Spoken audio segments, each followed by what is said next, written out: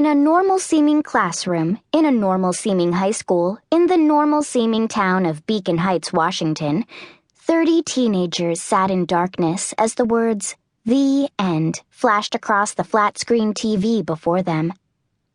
They had just watched And Then There Were None, an old black-and-white movie about justice, punishment, and murder. This was film studies class, a popular senior elective at Beacon High that was taught by the well-liked, and, at least according to most of the girls, totally gorgeous, Mr. Granger. When Granger flicked on the lights, he had a smug, "I'm handsome and smart and you should worship me" smile on his face. Amazing, right? He swiftly divided the class into groups. Discuss.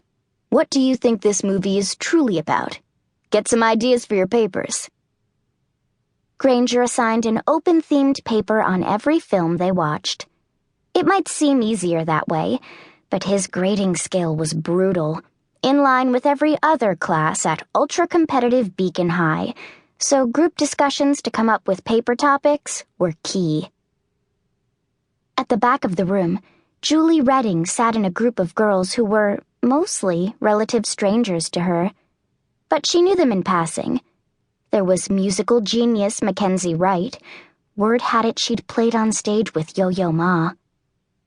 Gorgeous Ava Jalali sat across from them, who'd done some small-time modeling gigs and apparently was snapped as a trendsetter on the street in glamour. There was soccer star Caitlin Martell-Lewis, who was twitchy as a caged animal. Next to Julie sat the only one she knew well, her best friend, Parker Duvall, whose only talent these days was being a pariah. And of course there was Julie herself, the most popular girl at school. The girls didn't know each other very well, yet. But soon enough they would. At first, they talked about the movie, which was about killing people who had done terrible things. Was that simply punishment or murder? Suddenly, Parker took a deep breath. "I know it's kind of sick," she said, her voice low. "But sometimes I think the judge in the movie was right. Some people deserve to be punished." There was a shock wave through the group, but then Julie spoke up, always quick to come to Parker's defense. "Right?" she chimed in. "I mean, I know some people who deserve punishment. Personally, first on my list would be Parker's dad. The judge let him off too easy." She hated Parker's dad for what he'd done to Parker. The scars of it were still all over her face, and ever since that night, Parker had gone from the most popular girl in school to, well, a damaged outsider.